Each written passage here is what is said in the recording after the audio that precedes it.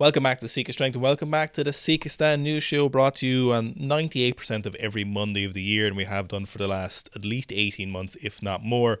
Now, today's news show, of course, is brought to you by the Sika Strength app on iOS and Android. Just give me 4 seconds to read out the PB. Hello, fellas. Love the squat program. Work as a coach. Plan out my training in year advance. Wanted the RTA to PReez Squat. And he said, holy F did it ever. 136 to 160. F yeah. F yeah. Now, starting off, we obviously have a lot of weightlifting to cover, so we're going to have to trim down some of it. First of all, I think the biggest thing we need to talk about is North Korea getting 11 gold medals, several world records at the Asian Weightlifting Championships, which just concluded yesterday. Lots of great lifting, but the North Koreans getting 11 gold medals really stands out. It's upset some people. We're kind of agnostic to it, I think. It's kind of like, ugh. That is one thing I've seen online, is they're getting a lot of hate. I actually don't think the athletes themselves should be getting any hate at all over this. The athletes don't control that in the same way where athletes from other countries don't control how often they get tested. It's a phenomenal result for them as a country. Obviously, their weightlifting system is getting just as much funding and just as much backing as ever. I do think they fund weightlifting pretty much more than any other sport that they compete in. So, look, the obvious thing here we'll talk about, and as we very frequently like to do, we just talk about things as plainly as possible when there are certain things at play without trying to ever really accuse anyone too aggressively. Now, the big thing here is that they weren't being tested. If you're setting weightlifting world records or Asian records, you're probably taking PEDs. There's a very good probability of that happening. Now, we don't see a whole lot of North Korean lifters testing positive. We haven't seen them for the last couple of years. We did see 2 North Koreans testing positive about 10 years or so ago. And the kind of question here is that, is it all PEDs? Is this the only reason they're setting the world records? And I would say this is certainly part of it. It's certainly an important part of it. What's probably happening, for whatever reason, is they're probably able to take those PEDs a little bit closer to competition for probably a longer training block, and it's making a certain percentage of difference where it allows them to express that in the couple of kilos it takes between hitting an A session and winning, hitting an A session and setting a world record. Now remember, they're not the only ones setting world records, so they're the only one we shouldn't be accusing. I will say one thing: their technique, especially on the women's side, has gotten way better. The technical model they follow is like the one we talk about a lot when it comes to those kind of great countries we talk about. When it comes to, South Korea, when we look at Germany, similar to Ukrainian, they follow that kind of traditional model. None of this kind of new age wishy-washy stuff, but just classic training technique, and it's really paying off dividends for them. They're consistent, they're maximizing their strength capabilities, and it's a funny situation, but at least there's one thing we can do in the new show is just appreciate how well their lifting is going for them. Now, the second place at the Asian Weightlifting Championships we want to talk about is the North Koreans, doing quite well. And these are some of the athletes we had the pleasure of meeting last year, very, very luckily in person in their training hall, seeing how hard they train. So seeing this all-important Asian Weightlifting Championships going really well for them is fantastic to see. Yeah, I think it comes back to a thing of investment and a thing of kind of focus. Again, very few countries are doing as large a scale system as what they're doing now. Like 26 senior full-time professional athletes living on site, on campus. We've done loads of videos on it. We've talked about it a lot. But this is that kind of investment and that long-term development of athletes paying off for them. Most countries have moved away from that mostly, where you don't have resident athletes, you don't have a centralized coaching system. But once again, we see those countries who are investing heavily. Many of the Asian countries are still doing it. In the West, we're kind of moving away from it and privatizing and dividing things up a small bit more, but it's certainly paying dividends for them now. So just a couple of standout performances, and I'm sure everyone knows the first one is Rahmat Irwin's 204 kilo clean and jerk world record in the 73 kilo class. This is, of course, his 4th time setting a world record. He has a world record in 2 different weight classes currently in the clean and jerk. He also snatched 169 kilos, and it raises huge questions over Xi Jinping's capacity to beat him at Paris this year. I think what we're seeing now is the starting of a greatest of all time weightlifter. Yes. I think we're starting to see it now. Obviously, he had the double world record previously, but now it's really becoming clear that he really is one of the greats, and I think it's going to keep going for the next few years. He's nowhere near the end of a career. He is flourishing. Now, On the subject of that and the subject of North Korea, what used to happen very, very typically in weightlifting like this, if we saw a newer lifter come out of nowhere, quote unquote, obviously he's been around for a while, but seeing big results consisting like this, very often we were in danger of losing them for a holiday, a doping ban, as it were. So I hope that doesn't happen in this case. And one of the big things we see about Rahmat's technique, and a lot of people are wondering about his clean, is how slow it's moving and the positions he's hitting. So I think the really interesting thing here is if we watch his lighter clean and jerks, like up to 180, even into kind of 190 range of lifting, he's not doing that weird hip hitch. But when it gets to those maximal weights, when the barbell slows down, he's just doing everything possible to get himself underneath that barbell. And it's not a technique he practices at the lighter weights. You can see it. We're blessed with videos from Nusa Jun, Weightlifting House, Rakuei, loads of warm-up weights, more than ever, which is fantastic. And we can see he doesn't do that. His technique looks very normal, whatever that means, at the lighter weights. And then when he hits those top weights, he's just seeing a little bit of technical degradation. He doesn't seem to reinforce that. He doesn't practice that maximal weight at those lifts, so it's very, very interesting. I think it actually brings up a very good point as to the refereeing or the judging of competition. So obviously he's right at the borderline of possibly does the barbell stop moving at the top of that, which would go against one of the rules. But it's interesting, in the rules it's stated as the barbell must appear not to stop moving at any point. No, I think the rule now is the athlete has to stop for momentarily. The barbell doesn't have to stop anymore. No, the top of the clean. Yeah. So the barbell... No, the athlete has to stop now, not the barbell. Oh, okay. So once the athlete's still in motion, it's okay. So it used to be, no, the athlete has to come to stop, says to stop for a second. The barbell doesn't have to stop oscillating. At the top of his clean. Oh, sorry. I thought we were talking about... Yeah, he does kind of blur the line between the jerks. Yeah, sorry, he does, again. yeah. Sorry, say it again. So this does bring up an interesting point in terms of the judging and the refereeing of competition, right? So at the end of his second pull, just as he's making that kind of large hip contact that Owen was talking about, the barbell is very, very slow. And in the rules of weightlifting, the barbell cannot come to a complete stop at any point during the pull. There can't be a stop where someone would kind of almost do a heaving hang with the clean instead of doing a full clean. Must be one smooth, accelerated, uninterrupted movement from the floor. Now, in the wording of the rules, it's very interesting because it says it must appear to be one uninterrupted, accelerated movement from the floor. And this will bring up a question if we start seeing more of this in competition, where does the barbell stop moving? Do we have an accelerometer on the barbell to state that it has stopped moving? Or will it go down more similar lines to other sports, such as race walking, where it has to be viewable with the human eye as to that barbell has stopped moving or not? He also really blurs the lines, I think, between at the top of his clean going into the jerk. So the rule used to be that it would say that the barbell had to stop oscillating or moving. It was never really enforced in that fashion because obviously if an athlete had to wait for the barbell to stop oscillating, then we'd see loads of heavy clean and jerks just never being done because they couldn't stop the barbell oscillating. So the rule was updated, I think, around before Rio sometime, where the athlete had to stop moving momentarily, and he does this all the time. I don't think it matters. Everyone can do the same thing, so I don't think he gets an unfair advantage, but he definitely blurs the line between going for between the clean and the jerk. Yeah, I think he's maximizing his efficiency there. Is how you might phrase that coaching wise. It makes perfect sense. You should go as soon as possible between the clean and the jerk. Every time you stand there, every second you take holding the barbell on your chest is getting rid of that stored energy from your tendons. It's making you more fatigued. It's tasking your aerobic system. It's just a heavy weight. There's no reason to stand there with it. A lot of amateur lifters don't quite have that rhythm down, so it is something I'd definitely be conscious of in your own clean and jerks. Next, we've got the horse, although he's a little bit of a slimmer horse now, Akbar. The one a lot of us were waiting to see what he'd do in the 102 kilo class, and here he comes out with a 180 kilo snatch and a 200 kilo clean and jerk. Now, Akbar is definitely the athlete I was most excited to see at Asian Championships, just because he had been so horse-like for the last couple of years.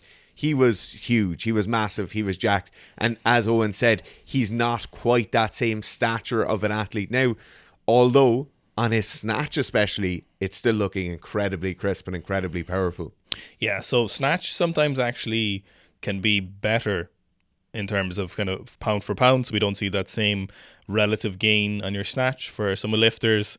And oftentimes those positions are better, your range of motion is better, your power to weight ratio is better for the snatch. But obviously in the clean and jerk, then we need that big time money weights and power. Interesting enough, I think it was Nat Aram of Hook Grip said that when he moved up to the super heavies, the extra weight hurt his back, so it actually affected the process of coming back down. So he had to kind of fix his back while cutting weight, which isn't that's not a place you want to be in. No. I think Akbar is probably my favorite. I think he'll probably come out on top, because if we see Li Huanhua or Miso in Paris, I think he'll snatch more than them more consistently. He's a very good snatcher. He's done more in competition, and as we've seen, he's got those big clean and jerks in him. Yeah, the thing is, it's going to be a 230 clean and jerk. Oh, yeah. Or more. Like, that's what it's going to be needed. If he has the extra few kilos on the snatch, like he could conceivably have 4 or 5 kilos extra on the snatch going into those clean and jerks. Mm-hmm. It's going to be a unbelievably good class to be watching. If Li Huanhua is sent, I think that's probably the top 3 lifters there. Next, we've got Kate Vibert, who is clean and jerking 143 for a lifetime PR, and I'm really rooting for Kate because she seems, just purely based on social media, seems like a very nice person, and she seems very humble, and she's been to the Olympics before. She's international medalist, and she's having a tough time securing her place. It's really competitive for her at the moment. She seems to have no notions, as we'd call them in Ireland. She doesn't have any kind of massive ego. So I personally am really rooting for her to get to the Olympics. Yeah, absolutely. Considering this is a week before European Champs as well. Mm-hmm. Like, I wonder, will she hit these same weights at Euros, or will she go a few kilos below it or something along those lines? This doesn't look incredibly comfortable. It's a very, very good lift, but it's certainly not like there's 5 kilos more in the tank, or it's certainly not what you'd consider to be an opening weight. No, but it could be one of those weights where maybe she's hit a good stride in the training block, and another couple of kilos could be easily added in a few weeks, you know? Yeah, absolutely. Geez, American weightlifting have some phenomenal talent. Yeah, for sure. Yeah. Definitely. Now, speaking of phenomenal talent and horses, we have got Lee Dayin front squatting 250 kilos. He's, of course, an 89 kilo lifter, and this looks pretty maximal. Yeah, it does really. We were talking Not that that's a bad weight for an 89 front squat. We were talking about it earlier, just when you watch him lifting and when you watch his kind of technical model, you would assume that he'd have to have a gigantic squat or front squat to go along with it. Mm-hmm. In this case, he probably doesn't have the front squat that some of the other weightlifters who are lifting those same weights would have. It's an interesting thing to think about. It's an interesting thought to have, that maybe he's not as strength dominant as his technique would look. Yeah, I would have thought he'd be wrapping huge weights like Tian Tao, the other 89 in his class. We've seen front squat at least 280 and very, very easily front squat 280. But the consistency seems to go to Lee Dayin here. And I think it's Lee Dayin who doesn't do back squats, or up until recently doesn't do a lot of back squats. I think it might have something to do with his back, but maybe same as Shi Jiang. But the front squats here, 250, maybe another few kilos more if he was fresher, but it's very interesting to see his capabilities and then his lifts on the platform. The other thing to see is how jacked he looks in that Anta t-shirt. I think he always looks jacked. Yeah. Always jacked. Next up, we've got Rakuei, Japan's up-and-coming star. He's an 81 kilo lifter, 18 years old still, and this is a 192 kilo clean and jerk. Wowza. Wow. It's big money lift. Big money lift. We've talked about his technique before. I absolutely love his technique. But the weights he's hitting at the age he is, at the body weight he is. We talked about Rahmat earlier being like somebody we're really seeing who's in their kind of greatest of all time career now. I think what we could be seeing here is an athlete who's probably or possibly going to be in that class as well someday. Certainly the capability of it, whether that kind of political and lifestyle factors will align. If you put it in perspective, the 81 kilo world record was Liu Xiaojun did 208 in 2019. So like at 18 to be doing this, very, very impressive. I think this is a pretty big PB for him, as in like a couple of kilos. So very, very excited to see. He also put up this 285 kilo back squat, and he Oh, that looks so easy. Yeah, that looks like there's 10 kilos more there. Oh, yeah. If we're being honest, like, it's so fast. The positions are maintained so well. I cannot overstate it, but I just wish people would stop touching barbells. I would be so mad if I was squatting a PB and someone just even, like, there's no need. I get it, especially for weightlifters. Yes. You know, when it's like Jesus Olivares or something and he's squatting for, obviously you have to be really close. Yeah. But like, please don't touch it. It's just so upsetting. It has to be said as well that he could sit in the bottom of that squat with its ass touching his heels. Yeah. Probably for half an hour without any risk of injury. Of course. Even at 285 kilos. Yeah, so just let him dump it. Like, there's matting on the floor. Yeah. But this 285 is incredible. At 81, it's a serious multiple of his body weight. He also has to do the agility work to get out from between those tripod stands. Do you know what? It's a kind of a Darwinian selection of back squats. We also have a 145 kilo snatch from him just to stick on the Rakuei train, given how nice his technique is. Really good, as we talked about, sweeping that barbell back, getting that chin angle close to perpendicular, converging his center of mass in the barbell. I wish I could just, everyone who watched our stuff, I wish I could just tell you everything I know about weightlifting and just give you this technique. And the sooner you get this technique, the sooner you can become better at weightlifting. Like, in weightlifting, in the snatch, clean and jerk, for everyone from elite all the way down, the way to mastery and the best weightlifting performance is the best technique for you. Strength is important, programming is important, obviously genetics, everything, but to you to maximize your weightlifting potential, perfect technique is something that is so important. It's just so many reasons. Maximizing your strength, repeatability of lifts. The more you can repeat those higher lifts in training, the better your lifts will get. There's just so many reasons. Yeah, I think Rakuei as well, he's seeing the results he's seeing because of that technical model. He is at odds with the technical model many of the other lifters in his country are using, and he's seeing the results of having this slightly deviant path. Yeah, and it's not like his body shape is anything crazy. No. He's, you know, when you look at Tian Tao or Liu, you're like, that back is long. Like, it's a noticeable feature. You look at Akbar, you're like, he's limmy, he's horsey. But Rakuei is just relatively normal for human, whatever that is, which doesn't really exist, I suppose. But he's not freakish. No, by no means. Sticking with this Japanese country, a lovely country, we have got Kataro Nishi. He's a 73 kilo lifter, and he hit this 140 kilo double on the snatch in training. This is an interesting one to bring up just after Rakuei, because he is more knees back than what we'd see as kind of typical Japanese technique. Not quite as much or kind of as textbook as Rakuei would be, but he certainly is moving more in that direction. The standout thing for this lift is just how crisp that lockout is and that kind of deceleration of the bar. It's aggressive. It's such a good overhead position. I think they get really good at the deceleration of the barbell in Japan, because we see them do a lot of volume. We see them do lots of high rep lifts in training, whether that's pulls or snatches or power snatches. And it was something that when we were in Japan, we learned about from some of the coaches. They were saying that it was actually a bad thing sometimes, because lifters would train so hard. A lot of them were training without drugs and they were getting injured, but they were trying to train as much as other countries. In terms of this lift, so you'll say, look, this is kind of different to Rakuei's technique. Similar idea, that center of mass is moving back towards him.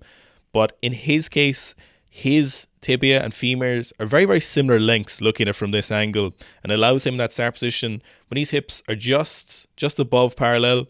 He's got this toed out position, so his knees are already out the way a little bit, and then he kind of keeps these knees out and doesn't have to as aggressively move his knees back, and then lets him use his leg strength very, very well, but still cover the barbell during that second pull. And it's like, if you're hitting a 2RM, that's what you want to see. Oh, yeah, definitely. We talk smack on our athletes dropping the bar on the first rep and not standing it all the way up. He gets a hall pass from me on this. Also, one extra thing just on the technical aspects is watch how aggressively he puts his back into extension. So obviously he's got a lot of muscle mass in his back. He doesn't have a Mach 10 in his back, but he has a lot of muscle mass, and he slams it into the extension and keeps it there throughout the pull and the extension and the catch. So the whole lift, he's keeping that. A lot of times you'll see lifters set up and then they immediately lose their back tension, and aiming for full extension in your back is usually the best cue for most people to think about, because most of us don't have 60 kilo female levels of back extension, most of us, especially in the male side of things, have fairly limited range of motion there. Yeah, absolutely. And I actually think it's why a lot of people struggle with a dynamic or a semi-dynamic start, is they'll aim to kind of slam their back into that extension and really get everything tense at the same time. But it's just a bit too much. There's a bit too much going on. You're worrying about your positions. You're worrying about your grip. You're worrying about that acceleration of the bar off the floor. And then that back position deviates afterwards. Now, I don't know how many people sent this to us. I'm going to say 20 or 30 people sent this. This is Aaron Williams, one of the many rising stars in the US, doing a hip power clean and a 200 kilo push press. We talked about American weightlifting have a lot of talent earlier. Mm-hmm. Yet another example of that. Yep. I feel if American weightlifting could be summed up in one particular movement, it's the hip power clean. Yes. Yeah. It's their speciality. Phenomenal push press here. Yeah. It's just so strong. Incredible. Like, he is long arms, long legs. For all intents and purposes, you would say he is not well built for weightlifting traditionally. Mm-hmm. By God, that's a good push press. We also have a 240 kilo split jerk PB from the blocks, and he's kind of made this extra whippy. So this is something you'd see the Russians doing sometimes. They've talked about in some of their books and some of their training, to practice oscillation or practice dealing with the oscillation of heavy barbells. They would put lots of collars on the inside of the barbell to move out the weights further to the end of the sleeve to increase the oscillation and make the bar a little bit more elastic or rubbery in its nature. And this helps lifters practice these heavier weights. Interestingly, Aaron did this on his PB jerk. Yeah, it's particularly interesting when you have somebody, when the weights are this big. The barbell's already whipping a lot at 240. Now, I wonder, the thing that immediately comes to mind in my head is, I wonder, does this bring that oscillation of the bar closer to what it would be once he stood up to clean? Like, is he bringing that into being a bit more specific to stopping that oscillation, then getting it going again? It's crazy. Lovely jerk overall, besides the extra oscillation. Probably in view of future bigger weights too. So while it might not perfectly replicate 240 now, it might help replicate 250 in the future without having to actually jerk 250. Sticking with weightlifting supers from the US, we have got weightlifting Ceasar or Ceasar Flores with this 300 kilo front squat. Front squatty poodles. With the cowboy hat on. Front doozy. A front squeezy. This is, look, you'll see the video here. This is a very, very good front squat. Lovely positions, lovely speed as well, considering how heavy that front squat is. Is that hat a cowboy hat? Is it a crocodile hunter hat? Is it a South African kind of boer hat? Like, what? Initially, I thought it was one of those kind of boonie hats, and he had it clipped up at the side. You know, the kind of floppy hats. I think that's what it is, though. In my head now, it's a kind of joke cowboy hat that just looks tiny because he's a monster. Caesar, if you're watching, I'd be interested to know. Yeah. But anyway, 300 kilo front squats. We don't see a lot of those going around these days or ever. So massive weights from Mr. Flores. You know, if you have a 300 kilo squat, you're in a very, very small group of people. If you have a 300 kilo front squat, you could probably go for dinner with everyone who has one. Yeah, and you could probably go by yourself if it was who could do one right now. On the day you did that, yeah, you'd probably be alone. Yeah. Here we've got Olivares Yousefi, the famed new Iranian Super. He's 20 years old. A lot of people doubt it. I have no speculation. Honestly, I don't even care. He's clean and jerks. It doesn't matter, yeah. This 251 kilos. His technique has gotten a lot better, I feel. The contact he used to make was very similar to Rahmat, but he used to slow down a lot. But this looks sped up in the video, doesn't it? But I don't think it is, but it looks sped up. Yeah, I think his technique has gotten better just because this is probably relatively light for him now, if you get what I mean by that. Is that this? The barbell is moving way faster. Yes. It looks way easier, in the same way where an attempt at 80 kilos would look technically far better than an attempt at 100 kilos if your max was 100. This is incredibly good. So this originally came from Ludwig Hodgier's YouTube channel, so it'd be interesting to see where he got that. It really does look like 251, definitely capable of that without a doubt, given the international weights. But he's he could be a danger in the future. What I always think about watching super heavies like this, when they're setting up for their clean and jerk, they always look massive, but when you look at the width of their grip for a clean, then you see how truly massive they are. That's a snatch width grip for most people. That's Oleg Chen's snatch grip width. Yeah. The Iranians have produced more supers than anyone I can think of. You know, Russia had a few great supers, but no world record lifters. Obviously, Lashes from Georgia, but he's kind of the only one. We had one other super whose name is eluding me, but he was never world record level supers. But, you know, we've seen a lot of massive lifts. Bahadur was the other very good super. Unfortunately, he got in a car crash a couple of years ago and he was young, lifting weights like this. Better technique than Yousefi. Unfortunately, career was cut short with that. The injuries are too bad. If anyone remembers him, you remember he was an amazing lifter. And there's been, you know, Salimi and lots of others. Now, here we've got from Ari Finn Weights an Instagram from a Finnish coach. This is the next generation, he's calling him. This is Super Hanno. What's his first name, lads? Snatching 160, and he's just 20 years old. What I love is they all have the nicknames. Yeah, Super like Hanno. The Lion, or these, a very, very good 160 at 20 years old. Such a good lift. Do you know what those curtains are for in the background? Every time I see this training hall, my brain just goes, what are the curtains for? What are those curtains for? Now that you say it, I don't, but I wonder, is it a little privacy screen or something? For a pantomime.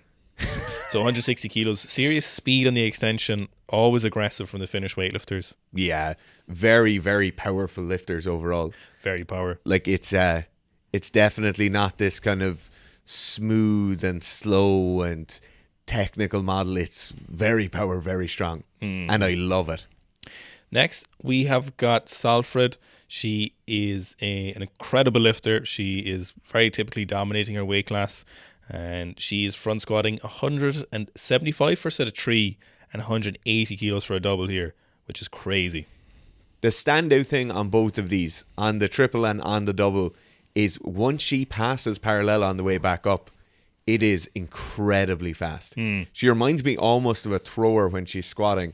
Just how fast, how aggressive, how explosive the top of the rep is. As well, she's absolutely burying all these. Like, these are all ass to grass squats. You know, there's no change in depth, and sometimes you'll see lifters do that, especially on heavy front squats. They might cut depth a little bit, and it's still perfectly serviceable. It's very usable for their clean and jerk, but these are so consistent. Like, these are bottomed out for her, which is great. 180 for a double. 180 for a double is a weight that most weightlifters who ever lift weights recreationally will probably never achieve. Absolutely. Crazy stuff. Now, moving on to our throwers, we've got Ryan Crouser, hang power snatching 140 kilos. It's kind of the thrower hang power snatch, and he has been recording his speed and his watts in this, and this is a PB at 140 for him, so a PB at speed. And this is something we talk about all the time when we talk about the throwers, and if you're using strength training for power production, is move the heavyweights fast, and having an objective way of recording them can be very, very valuable, and moving the same weight faster is a form of objective improvement. Yeah, 100%, especially when you look at what they're doing in training. Like in this case, he has a small bit of that pre-swing as you're going into that high hang snatch. In this case, it just allows him to be faster, allows him to be more aggressive.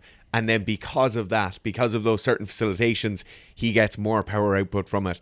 If you're a thrower, a field sports athlete, a fighter, whatever it is, and you're doing power sessions, you're trying to get the most power output possible on every rep or in every set, these are the things you should be doing. Like, obviously, in this case, the weight is incredibly high.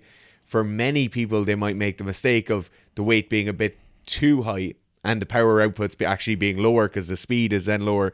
But you're always thinking about that kind of fundamental thing of the rate at which work is done. So he's doing a lot of work. The weight is very, very high, and then he's doing it very quickly. So the speed of the barbell is very, very high as well. They're calling him Outlaw Country Ryan because he's got a beard now. Nice.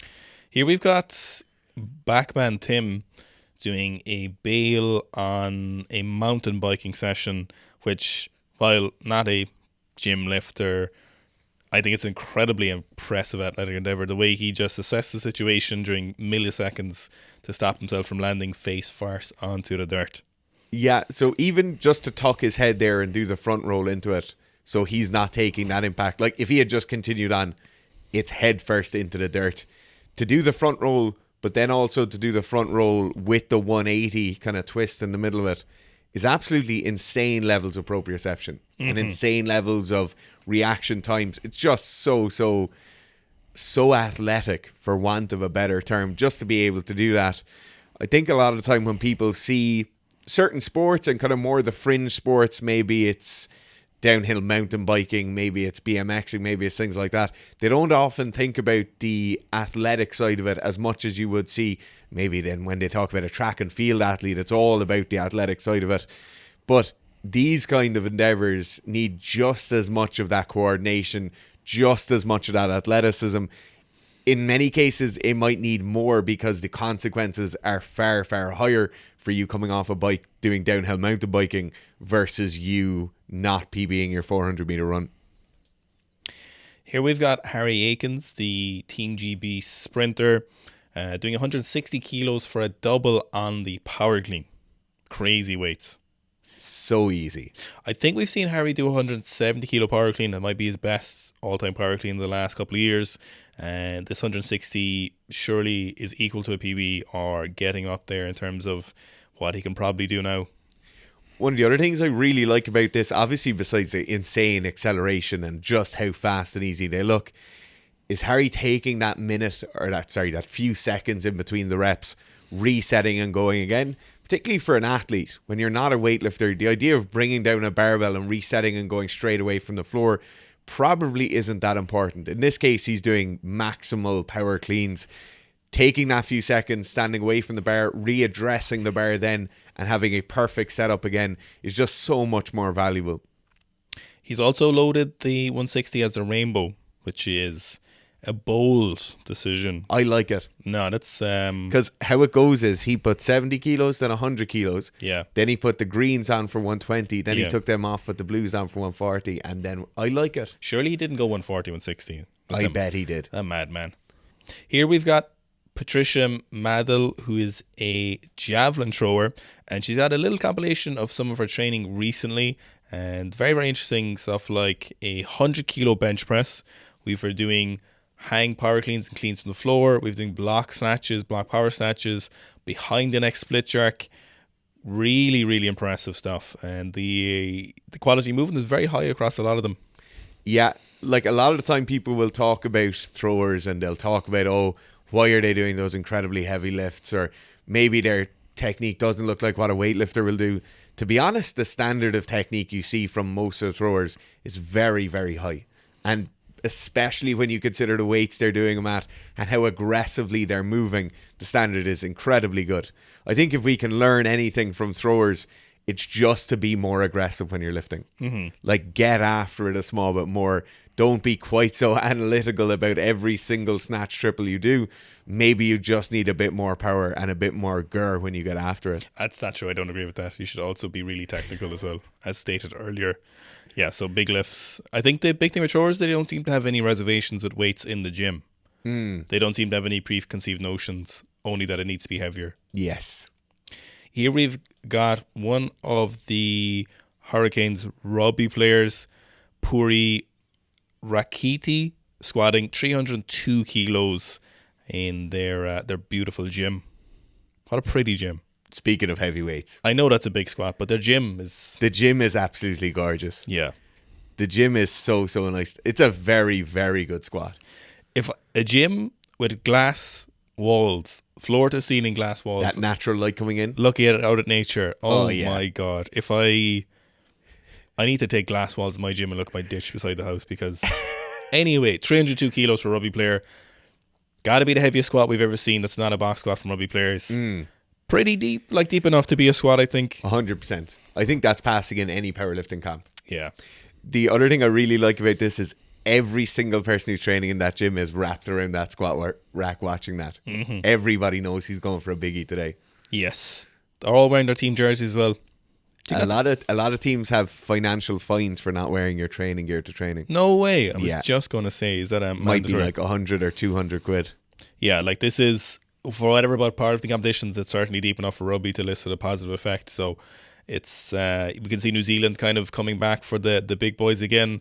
They're trying to get some stronger players. They played a game for a couple of years where it was lighter and faster rugby, but the problem is everyone else playing rugby didn't play the same game.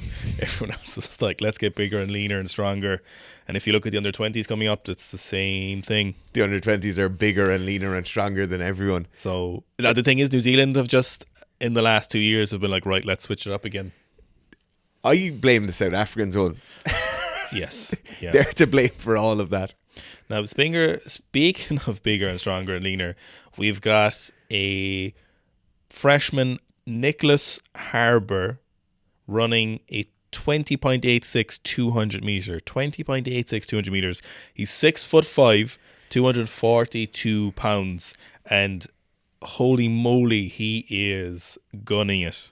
What in the name of shit? What? It's just, it literally looks like everybody else is shrunken and slowed down. Yes. His stride length is massive. But the speed of his stride length and the power coming out of every stride length is insane. Yeah. And the consistency of the power of each stride length as well is the maddest part. Like, they stay so powerful. Each one is just so...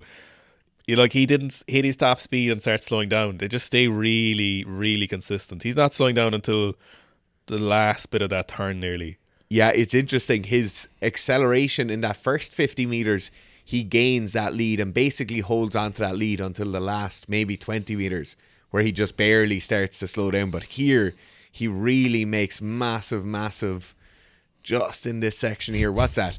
30 meters in until 80 meters in, maybe? Running is the only thing, or one of the few measurements of power and strength where it objectively gets more impressive the heavier you are. Yes. It's like weighted pull-ups and sprinting. Everything else, you're like, it doesn't demean it, but it's a little bit like, oh, look, he was 20 kilos lighter and you did the same thing. Yes. But the heavier you are and the faster you run, the more people are like, oh, fuck.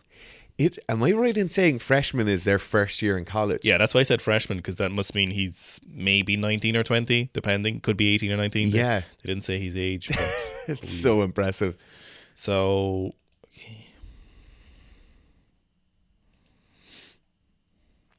Here we've got David Rumbotis, is a Olympic gymnast doing, I don't know what the fuck this is, but it's pretty crazy. I don't think anyone knows what it is, because I think it might be the first time it's been done. Apparently there's comments saying that one or two other people have actually done it. Okay. So he's doing like a V-up, but then it turns into a reverse planche, then into a handstand, and then he lands on his hands again. So it's like, how would you even describe that to someone? Like on paper? I'm trying to, so technically, it's the flip back over into a handstand. I don't know what to call that. It's massively impressive body control anyway. Is that a pike hold into a handstand, back into a pike hold? I actually don't even know, to be honest. What is this called? So impressive.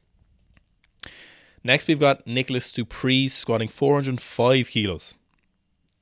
405 kilos for Nicholas PReez, one of the strongest powerlifters in the world at the moment.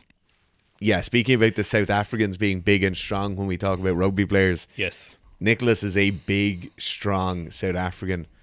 Such a deep squat as well.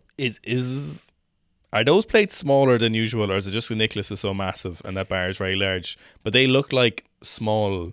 Those plates look small. I think those plates are normal, but I think that's a thick bar. It might be one of those. I think I'm going to say that's a thick boy. I think it's just, he's a big guy as well. You think Nicholas is just massive? Yeah, when you look at the slam balls in the background, for scale, I think he could just be a giant. Yeah, so if you look at just the plates, you're like, they're normal plates. Then if you kind of keep the plates and Nicholas in focus, the plates suddenly start to shrink a little bit. Yes, plateception. 405 kilos. Nicholas is not only famed for his massive lifts, but also for the physical condition he keeps up. Very, very lean, like very lean. He posts some numbers sometimes when he's getting kind of body fat percentages, and they're always very, very low. And the weights he keeps are massive in terms of body weight and the weights he lifts. So he's an absolute horse.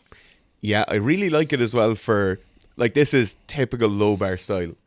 almost vertical shins at the bottom of that squat, but he still roots it. Like, it's buried in there. Next, we've got Jesus Olivares squatting 478 kilos. Now, this is actually an IPF world record. So this beats Ray Williams' IPF lift. Now, this isn't the heaviest all-time raw lift, which is 490, which Ray has. But this is the IPF one. So the raw 490 Ray has wasn't in an IPF competition. I know there's a lot of people in the comments wondering, but this is the official record in the IPF at least. Which, in powerlifting, doesn't actually change Ray's squat. Because there's so many federations, it's not like, if you do Olympic lift in training and competition, the competition lift is definitely more legitimate. But in powerlifting, you're like, oh, okay. I want to know what the weight is where Jesus Olivares' squat looks different. Yeah. His squat looks absolutely identical at every single weight. Yeah. What is it 500 kilos? Do things slow down then? Is the sticking point somewhat different there? So this was 5 kilos, which is 475, which we saw him do last week. And then we see him do this 478, which is a further 2 kilo PB. So that's 8 kilos, in the last 2-ish weeks in terms of his squat. And this is the first time we've ever seen him slow down, not change technique like Dara was saying there, but just slow down a little bit. Yeah, it's absolutely insane. Like, there is definitely a bit of a murmur or flutter there just here on the way back up, but it's so consistent. Like, that's as much the competition adrenaline probably as much as the actual weight, given how consistent we see Jesus with his squatting and training. And having 18 men wrapped around you like that. Now, to be fair, for 478, you'd probably want it with metal bumper or metal plates. Next, from Sheffield again, we've got Sunita Mullu squatting 300.5. So this is the heaviest raw squat by a female ever, tested or untested. And no one really doubted Sunita was doing this. It's incredible. 300.5. Again, no doubt about depth in this one. Absolutely no issue. And we've seen her do a little bit more in training, but to smash that 300 plus barrier in competition is insane. It's such a good squat. Like, technically, that is, if you're a competition powerlifter, that's how you should be squatting. It is so good. Not a single second of that looks like there's any breakdown in form there or technique at any point. I would hate to be a woman squatting. Imagine how annoying that hair would be. Oh my God. Imagine it getting wrapped around the bar. Or, well, not necessarily a woman, just anyone with long hair. Yeah. Like that would be so sore. Yeah. But 300.5 kilos, absolutely outrageous. The further progression, like the women's squatting is now in the 300s. We were just talking about the progression of female strength. And that's the next up, we've got Laya Bavol. She's squatting 225 kilos at 69. So it's not just the absolute weights, it's the relative weights, which are just as insane. Yeah, absolutely. 225 kilos at 69. Crazy lifting. Basically 500 pounds. It is insane. We've talked about Laya's squat before on the channel, it being a very specialized and very particular squat style that suits her very, very well. We've seen a few other French powerlifters lifting like that as well. It's an interesting squat form. It's definitely slightly away from the norm, but it works incredibly well for hitting some massive weights in training as well. Yes, definitely. We see a repping 200, so be interesting to see where the progression goes here, because that's crazy. Absolutely mental. Now, to finish off the news show, we've got Sir Dave __, so a phenomenal powerlifter, deadlifting 410 kilos for a set of 3 in the most conventional way you can deadlift 410 kilos for a set of 3. Yeah, this is what I want my conventional deadlift to look like. It's what I want everyone's conventional deadlift to look like. Yeah. So good. The crazy thing looking at this is how insanely long his arms are. Yes. It looks like the bar just barely goes past his knees, but such a good deadlift. Yeah, it's great to see. I feel like last year we saw loads of sumo deadlifting, and there was hardly anyone doing anything kind of crazy with the conventional deadlifts. And I feel like in the last few weeks, just even of this year, we're seeing a lot of massive conventional deadlifts coming out. So that concludes today's news show. Thank you for everyone who sends us in stuff. The tagging system on Instagram is still broken, unfortunately, and I don't know when it'll be resolved. So please do DM us. I go through every single one of those DMs that we get for a new show. So please do send them in, as it is very meaningful to us. And, you know, we don't want to miss anything that was important. And it really adds to the new show quality. So check out the Sika Strength app on iOS and Android. Maybe you've got weak legs and you need to get stronger legs. Check out the RTA 1 or RTA 2.0. Maybe you want a big deadlift like Dave. You might not get 410 by 3, but run the Sika pull program. A lot of big numbers pulled out of that. And check out a lot of great features on the app.